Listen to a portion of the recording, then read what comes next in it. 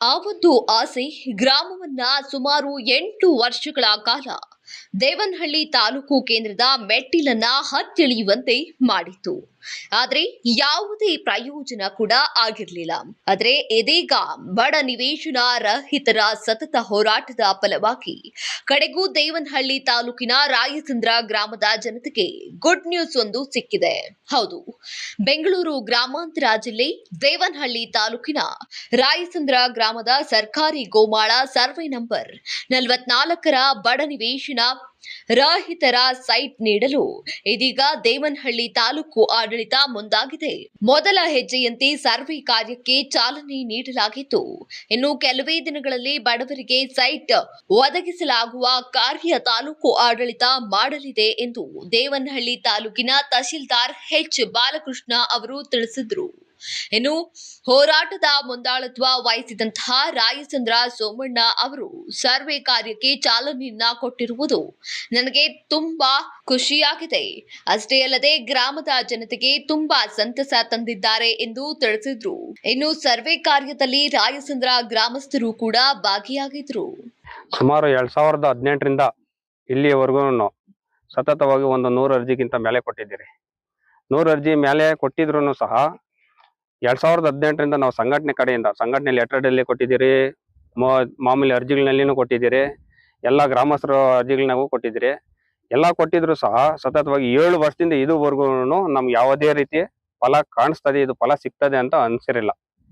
ಇವಾಗಿರೋ ನಮ್ಮ ಬಾಲಕೃಷ್ಣ ಸರ್ ತಹಶೀಲ್ದಾರ್ ಅವರು ಖುದ್ದ ನಿಮ್ಮೂರ್ಗೆ ಬರ್ತೀರಿ, ನಿಮ್ಮೂರ್ಗೆ ಬಂದು ಜಾಗ ಏನಾದ್ರು ಇದ್ದೆ ನಾವು ಸೈಟ್ಗಳು ಕೊಡ್ತೀರಿ, ಸಚಿವರು ಆದೇಶ ಆಗೈತೆ, ಸಚಿವರ ಆದೇಶದಂತೆ ಲಿಖಿತ ಕೊಡೋಣ, ನಿಮ್ಮೂರ್ಗೂ ಕೊಡೋಣ, ನಿಮ್ಮ ಗ್ರಾಮಸ್ಥರಿಗೆ ಏನೇ ಅನುಕೂಲ ಆದ್ರೂ ಅನುಕೂಲ ಮಾಡ್ಕೊಡೋಣ ಅಂತ ಹೇಳ್ಬಿಟ್ಟು ಹೇಳಿದಾಗ ಅವರು ಮಾತನಾಡಿ ಇವತ್ತು ಬಂದು ಸರ್ವೆ ಸ್ಟಾರ್ಟ್ ಮಾಡಿಸಿ ಸರ್ವೆ ಕಾರ್ಯಕ್ಕೆ ಚಾಲನೆ ಕೊಟ್ಬಿಟ್ಟು ಹೋಗಿದ್ದಾರೆ. ಈ ನಮ್ಮ 2017-18ರಿಂದ ಇಲ್ಲಿವರೆಗೂ ಹೋರಾಟ ಮಾಡಿರೋದ್ರ ಫಲ ಮೊದಲನೇ ಜಯ ನಮ್ಮ ಗ್ರಾಮಸ್ಥರಿಗೆ, ಮೊದಲನೇ ಜಯ ಅಂತ ಹೇಳ್ಬಿಟ್ಟು ನಾನು ಭಾವಿಸ್ತಾ ಇದ್ದೀನಿ.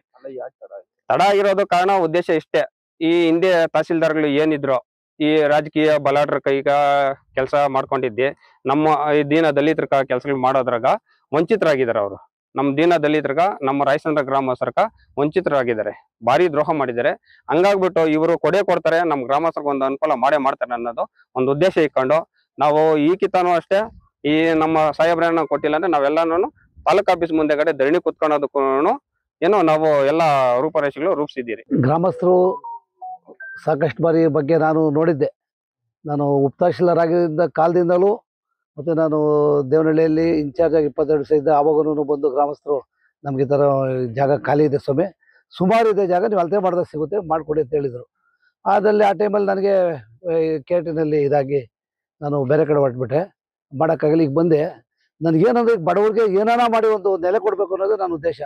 ಈಗಾಗಲೇ 2,500 ಜನಕ್ಕೆ ನಿವೇಶನ ಕೊಡಬೇಕು ಅಂದ್ಬಿಟ್ಟು ನಮ್ಮ ಸನ್ಮಾನ್ಯ ಉಸ್ತುವಾರಿ ಸಚಿವರಾದ ಮುನಿಯಪ್ಪ ಸಾಹೇಬರಿಗೆ ಭರವಸೆ ಕೊಟ್ಟಿದ್ದೀನಿ. ಅವರು ನಮ್ಮನ್ನ ಬಗ್ಗೆ ಬಡವರಿಗಿನ್ನ 4,500 ಕೊಡಬೇಕಪ್ಪ, ನಮ್ಮ ಕಾನ್ಸ್ಟಿಟ್ಯೂನ್ಸಿಯಲ್ಲಿ ಯಾರು ನಿವೇಶನ ರೈತರು ಇರಬಾರ್ದು ಅಥವಾ ಮನೆ ರೈತರು ಯಾರು ಇರಬಾರ್ದು, ಅವ್ರಿಗೆಲ್ಲರೂ ಮನೆ ಸಿಗಬೇಕು ಅಥವಾ ನಿವೇಶನ ಕೊಟ್ಟಾಗ ಮನೆ ಕಟ್ಕೊಳ್ತಾರೆ. ಆ ಬಡವ್ರು ಯಾರು ನನ್ನ ಕಾನ್ಸ್ಟಿಟ್ಯೂನ್ಸಿಯಲ್ಲಿ ನಾನು ಇಷ್ಟೆಲ್ಲ ಚೆನ್ನಾಗಿ ಕೆಲಸ ಮಾಡಿದಾಗ ನೀವು ನಮಗೆ ಸಾತಾಗಿ ನಿಲ್ಬೇಕು ಅಂದ್ಬಿಟ್ಟು ಸನ್ಮಾನ್ಯ ಸಚಿವರು ನಮಗೆ ಭಾಳ ಒಂದು ಇದರಲ್ಲಿ ಬಡವ್ರ ಬಗ್ಗೆ ಕಾಳಜಿ ವಹಿಸಿ ನಮ್ಗೆ ಹೇಳಿದ್ದಾರೆ. ನಾವು ಮಾನ್ಯ ಜಿಲ್ಲಾಧಿಕಾರಿಗಳ ಮಾರ್ಗದರ್ಶನದಂತೆ ಈಗಾಗಲೇ ಎಸಿಗೆ ನಮ್ಮ ಪ್ರಸ್ತಾವನೆಗಳೆಲ್ಲ ಕಳಿಸಿದ್ದೀವಿ. ಈಗ ರಾಯಚಂದ್ರದಲ್ಲಿ ನಮ್ಗೆ ಹೆಚ್ಚಿಗೆ ಜಾಗ ಸಿಕ್ಕಿದ್ರೆ, ಇಲ್ಲಿ ಒಂದು ಹೆಚ್ಚಿಗೆ ಜಾಗ ಸಿಕ್ಕಿದಾಗ ಒಂದು ಸಣ್ಣದೊಂದು ಆಟದ ಮೈದಾನ ಮತ್ತು ಒಂದು ಸಾಕಷ್ಟು 300-400 ಜನಕ್ಕಾಗುವಷ್ಟು ನಿವೇಶನಗಳು ಮತ್ತು ಸರ್ಕಾರಿ ಹಾಸ್ಪಿಟಲ್ಗೆ ಏನು ಸಿಗುತ್ತೆ ಅದು ಜಾಸ್ತಿ ಜನ ಇವ್ರು ಹೇಳ್ತಾ ಇರೋ ಪ್ರಕಾರ 15 ಎಕರೆ ಮೇಲೆ ಸಿಗುತ್ತೆ ಅಂತ ಇದ್ದಾರೆ.